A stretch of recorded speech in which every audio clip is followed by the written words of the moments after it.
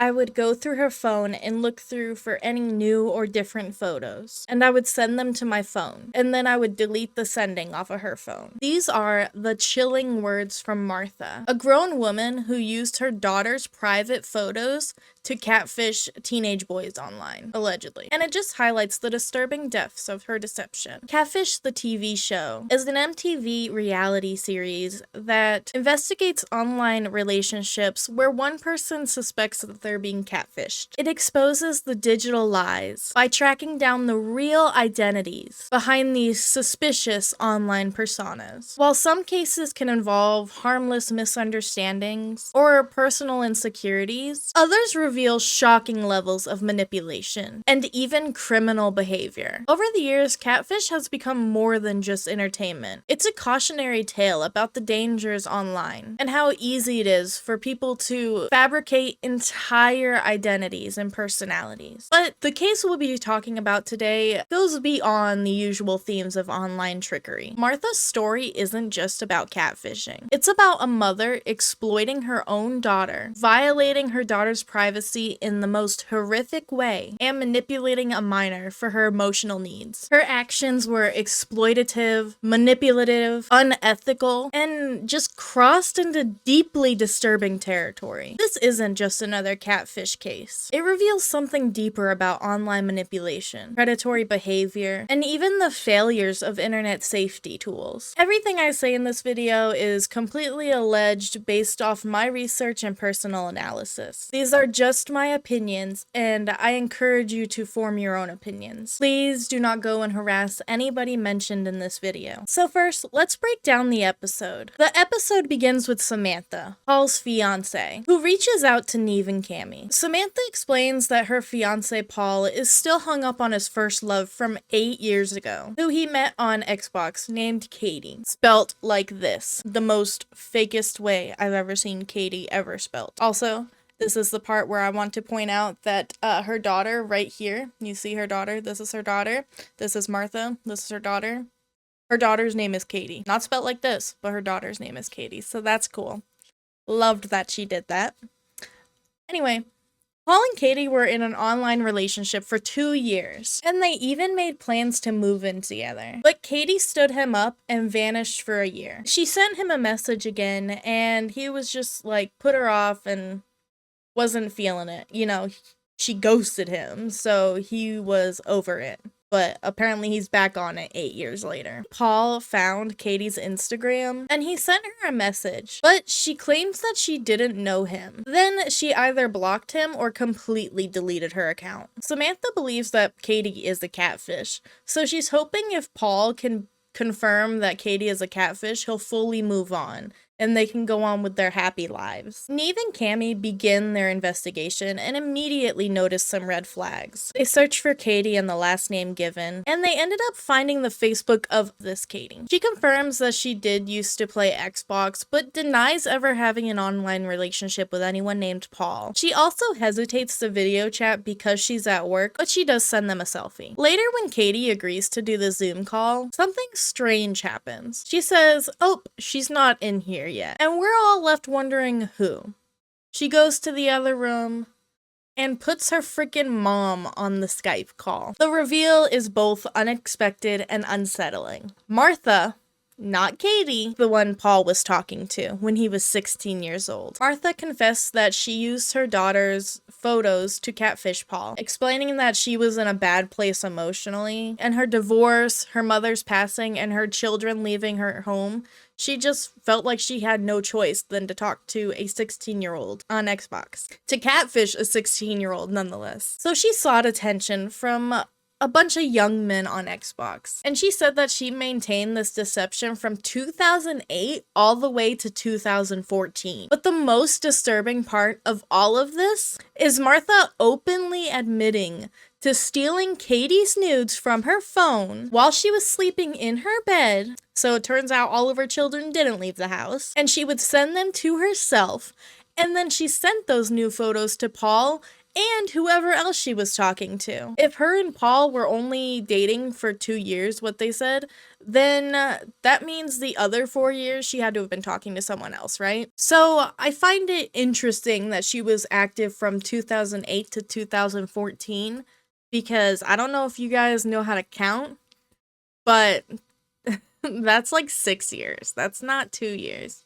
And I highly doubt she would have just stayed on Xbox if she wasn't getting anything the other 4 years, right? During the confrontation, Martha breaks down in tears, and she admits that there's no real explanation for what she did. She says that she was in a dark place, and tries to justify her actions by claiming that she just wanted someone to care about her. She describes the young men giving her attention on Xbox, which is exactly what she craved. And she says that she struggled to stop the deception, feeling trapped in this lie that she created. Cammy, visibly disgusted with Martha, calls out the severity of Martha's actions, especially her exploitation of a minor. Not only Paul, who was 16 when they met, but also her daughter, who, according to her Reddit posts, she said, "I don't know," when they asked if she was over 18 or under 18. But in the show, they edited it to say no instead of "I don't know." Regardless, the fallout was devastating. Paul was just absolutely horrified. Not only did he learn that his first love was a complete fabrication, but that he'd been unknowingly manipulated by an adult woman at 16 years old. This lady, Martha. Just wanna keep putting it out there. In fact, here's Martha's face. Also, there have been no legal repercussions for Martha. Apparently, it's too late for the daughter to do anything, even though her photos were the ones that were stolen. And you could argue that she was distributing child, content.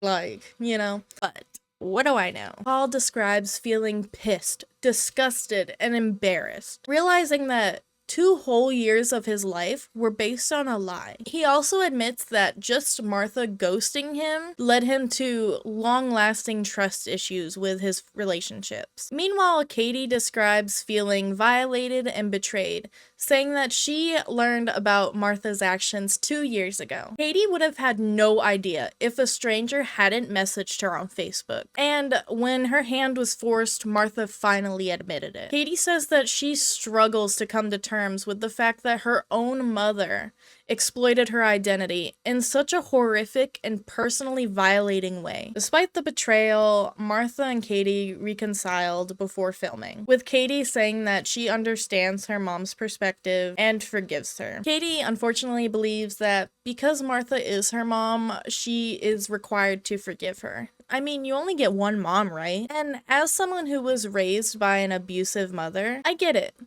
I pushed for that relationship longer than I ever should have. Because it's true, you only get one mother. And people love to tell you that, especially when you have to go no contact because they're just so vicious. And going no contact isn't as easy as people make it out to be. Because even when you go no contact and you share the stories of what your mother did to you, sometimes people just won't believe you. They'll claim that you're lying. A lot of people on Reddit did claim that Katie was lying. And they'll say that a mother would never do that.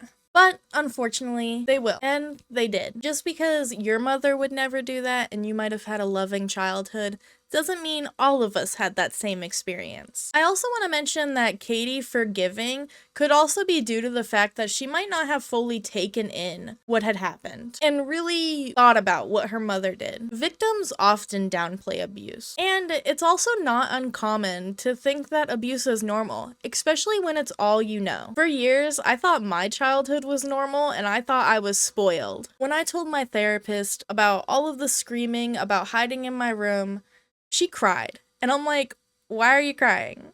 And then she explained to me that that's not something a child should ever go through. Apparently, you're supposed to go to your parents when you have emotional issues and stuff, and apparently they're supposed to take care of you. Apparently, providing food and shelter That's not parenthood. That's just a basic obligation. And love is just as essential. No child should fear going home, of being treated like a prop, of being neglected or abused. By the time I was 8, I could recognize who was coming to my room and what kind of mood they were in, just by the way that they stepped on the wood leading up to my door. I could recognize key jangles. I could recognize which car pulled up, the sound of their cough, the way they gripped a handle, the way they breathed, knowing that that breath meant that they were angry and I was gonna get in trouble for something I didn't do. That was just survival for me. I had to read every signal, wear the right masks, because if I didn't, there were consequences. And if you can't relate to that, I'm truly happy for you. No child should ever have to go through that, or ever feel unloved or unsafe in their own home. But please remember that abused children exist too. Stop pretending like we don't. Abusive parents are very real. So for those of you saying that you don't think Martha did this, I disagree. She definitely did this. Especially with the way she talks about how she would sneak into Katie's room and take the photos from her phone and send them to herself. It's just awful. And for those of you that do relate to this, I am so sorry. You deserved nothing but love, safety, and kindness, and that wasn't given to you. What happened wasn't your fault. Your childhood does not define your worth. If you need any support, I've linked a bunch of resources in the pinned comment, so please check down there. I definitely recommend getting a therapist. Me personally, not sponsored, but Doctors on Demand is pretty good. I use that, and I don't know, there's just something awesome about being able to virtually talk to a therapist, especially as someone with social anxiety.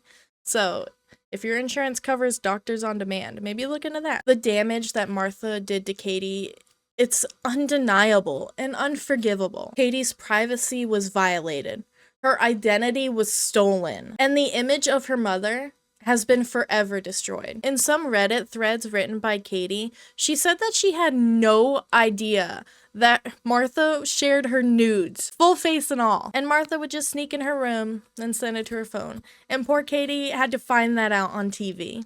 So that's cool. And I don't think Martha would have admitted it if Paul didn't bring it up. Previously, Martha had told her that she would just send random nudes from the internet. But obviously, this is not true, since Paul confirmed that it was Katie's face in said nudes. I can't even imagine how devastating that must have been for Katie. This isn't just another catfish case, and this was more than just deception. It was a complete betrayal of trust, privacy, and boundaries by someone who was supposed to protect Katie, her own mother. While males are commonly associated with predatory behavior towards minors, cases like Martha's highlights a different yet equally disturbing dynamic. According to Martha, one of her strongest driving forces was the fact that she was lonely. She explicitly states that she just wanted someone to care about me, and found that young men on Xbox were the ones who loved to give her attention and affection.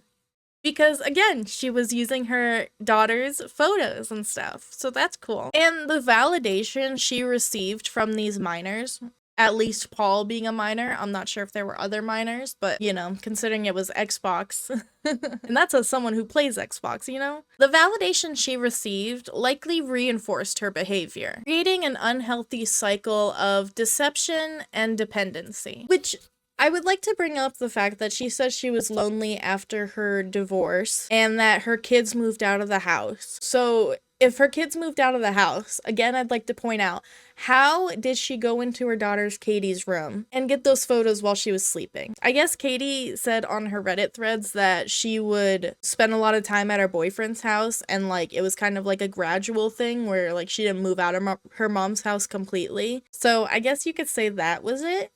But considering it's been going on from 2008 to 2014, I wonder what age Katie was in 2008. Another disturbing element of Martha's catfishing was her complete lack of awareness regarding the severity of her actions. She claimed that she wasn't savvy enough to think what she was doing was wrong. And when Neve asked her why she used the same name as her daughters, she claimed she wasn't savvy enough to think of a different name or use different photos. However, she was savvy enough to have Katie help her set up an Xbox so she could talk to a bunch of men online, and at least one minor named Paul. While the catfish episode didn't explicitly frame Martha's behavior as manipulative in a power-driven way, there is an argument to be made that maybe control was a huge factor on why she pursued young men. By controlling Paul's and others' perception of Katie, Martha got to dictate his emotions, his romantic choices, and even how he grieved losing her. Although she later claimed that she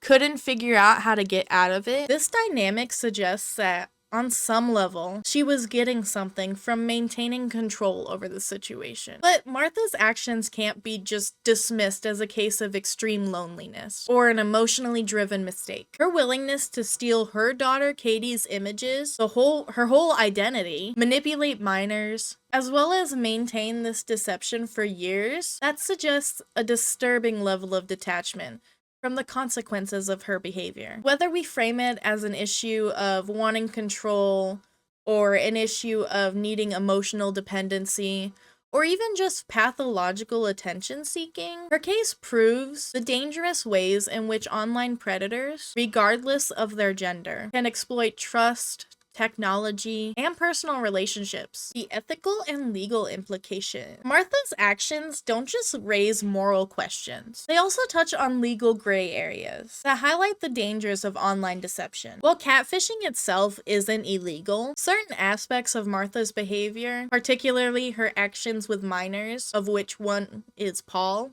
because he was 16, and her horrifying use of her daughter's images, could have some serious legal consequences. One of the most alarming aspects of this case is the solicitation of a minor. Martha engaged in unethical relationships with at least one underage boy, specifically Paul, while posing as her daughter. And that could be classified as online solicitation, depending on the jurisdiction and nature of the conversations. We don't know how old the youngest guy that she talked to is. Paul could be the youngest one that she talked to. But regardless of that, there are several states where the age of consent isn't even 16. And I feel like a lot of people like to use that excuse, well, he's at the age of consent, but I don't think that's valid. And the fact that she sent explicit images of her daughter Katie, who could have been underage, potentially, allegedly, to Paul, who was 16 at the time, adds another layer of potential criminality. If Katie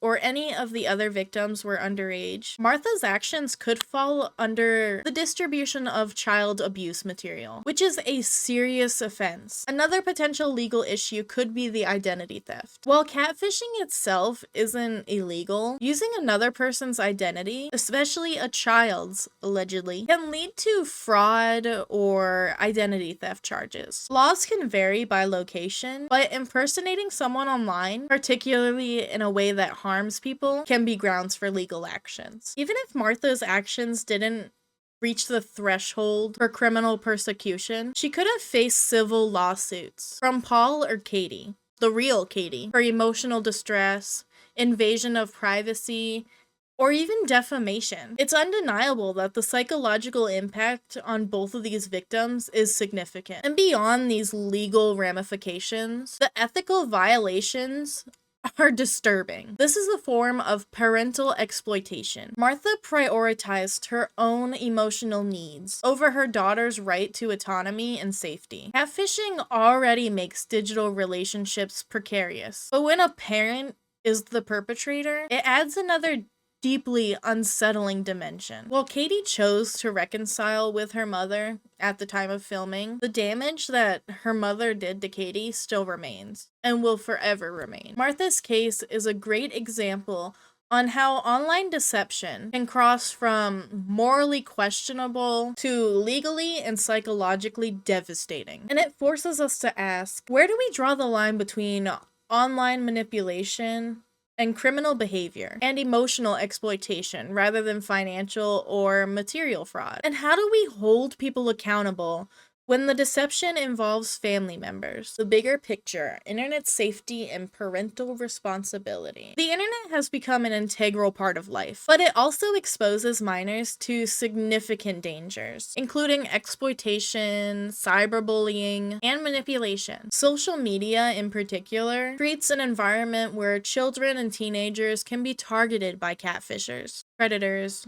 or fraudsters. Cases like Martha's highlights the urgent need for stronger parental awareness and internet safety measures. While most parents believe that they're protecting their children, many unwillingly expose them to online risks simply by underestimating the level of danger or overestimating their child's ability to navigate the digital world safely. Minors face numerous risks online, which can be divided into three main categories: content, contact, and commercial. Content risks involve exposure to harmful or illegal material, such as adult content, gore, or self-harm communities, and various other types of content that children should not see. Contact risks include cyberbullying, exploitation, and cyber grooming, where predators manipulate children into forming relationships that can lead to exploitation. Commercial risks involve excessive in-app purchases, scams, and privacy violations from data collection. A study on Cyber Tipline reports a troubling increase in online exploitation cases. Social media has played a major role in this, as children often share personal information freely, making them particularly vulnerable to manipulation. Alarmingly, the research suggests that a significant portion of child abuse material is not committed by strangers, but by acquaintances, dating partners, and sometimes even family members. This contradicts the common assumption that the biggest threat is from the unknown predators lurking in the shadows of the internet. And another growing risk is sending provocative pictures to each other, as minors might exchange the explicit content, not fully understanding the consequences of exchanging it. Once an image is sent to someone, they could use it for blackmail, spread it all over the internet, or it even can become evidence in legal cases involving child abuse material. And many minors do not realize that sharing explicit images, even voluntarily, can still be legally classified as distribution of child abuse material. Despite their best intentions, parents often fail to recognize the extent of the dangers their children face online. Some of the most common ways parents might unintentionally put their children at risk include things like lack of supervision, because children increasingly access the internet through smartphones and iPads and tablets, where parental supervision is more limited than on a shared family computer. Many parents just assume that their children are using the devices for harmless activities, like gaming or schoolwork, but they also may be engaging with strangers or even accessing inappropriate content. Even kids' YouTube isn't safe. Some of the videos on there can be really horrendous. There was a whole thing called ElsaGate. If you just look up ElsaGate, especially ElsaGate 2.0, you might find a bunch of stuff. I think now they're doing it with Peppa Pig instead of Elsa and Spider-Man, so that's cool. But basically, they're just making really suggestive, perverted, or disgusting content, and then marking it as safe for kids. And unfortunately, it gets through and these kids watch it. There's also the failure to set internet rules. Without clear guidelines, children might not understand what is safe to share online. Studies show that 8 out of 10 adolescents who use social networks share personal details such as photos, location data, and contact information that is commonly used and exploited by online predators. They can also overestimate a child's digital awareness. While many children are tech savvy, they're not necessarily aware of how to protect themselves online. They might not recognize cyber grooming behaviors, phishing scams, or the long-term consequences of sharing online information. Speaking of not recognizing grooming behaviors, cyber grooming is a widespread issue. Predators establish trust with minors through extended online conversations before proceeding to exploit them. These processes are often subtle, involving emotional manipulation rather than outright coercion. Some parents are even allowing their children to live stream, which is scary just because you don't know who's going into the live stream with bad intentions. And as children are easily persuaded, you don't know what they could say and what could happen. I mean, a lot of parents are just misunderstanding the true risk. Coercion, manipulation, or deceit. Predators and cyberbullies frequently operate within a child's social circle. So they might even be people that you've seen your child play games with. Because of all of this, both parents and children may fail to recognize it as dangerous until it's too late. Parents have a critical role in protecting their child's online privacy from these online dangers. While the internet may be an unavoidable part of modern life, setting boundaries and having open discussions about digital safety can significantly reduce risks. We can educate children about online privacy, teaching them the importance of not sharing any personal information with strangers, even with people that they might think that they trust and know. It's important to monitor online activity. Not in a controlling or invasive kind of way, but just with an awareness of who your child is interacting with, and help children understand manipulation and deception from predators, as well as setting boundaries for social media use, including privacy settings, content restrictions, and guidelines for your children on what is appropriate for them to post and what isn't. Ultimately, the dangers of social media and online deception extend far beyond just any one situation. The more parents and children understand how predators and catfishers work, the better that they can protect themselves from the devastating consequences of digital exploitation. How catfishers exploit trust and emotion. Catfishers use deception to create emotional bonds, exploiting trust for attention, control,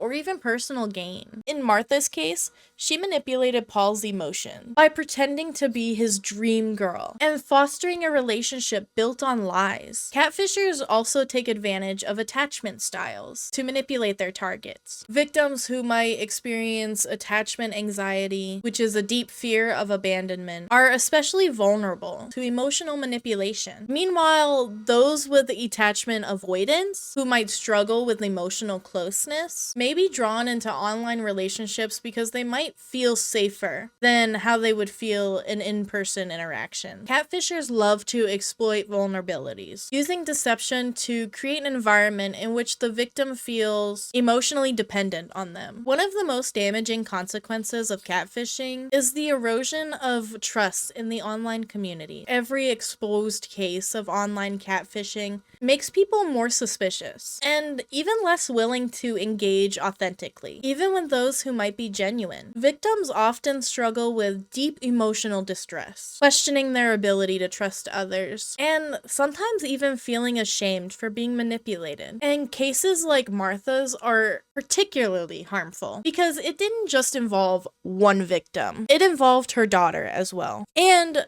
other individuals that she may have spoken to and decided to deceive. The Catfish episode featuring Paul, Katie, and Martha really stands out as one of the most shocking cases of online deception. Not just because of the manipulation involved, but because of who the perpetrator was. Unlike most catfishing cases, where a stranger or an acquaintance creates a false identity, this case involved a mother exploiting her own daughter's identity to deceive another minor. And the emotional fallout will last far beyond the initial deception. Paul struggled with trust issues for over a decade, and probably feels really ashamed of being manipulated, especially by someone who was way older than him. And Katie might never recover from the betrayal of the one person in the world who was supposed to protect her from all of these dangers. Staying safe online requires vigilance, critical thinking, and proactive measures. Individuals, especially minors, should be more cautious about sharing personal information and be more skeptical of online relationships. People should remain aware of the emotional tactics that catfishers and cyber groomers might use. Parents need to take an active role in their children's digital lives, monitoring online interactions, setting clear guidelines, and fostering open conversations about internet safety. But they also need to find the balance of not invading their children's privacy. On a larger scale, communities, platforms, and law enforcement have to work together. We need to implement stronger safeguards, promote digital literacy, and develop technological solutions to detect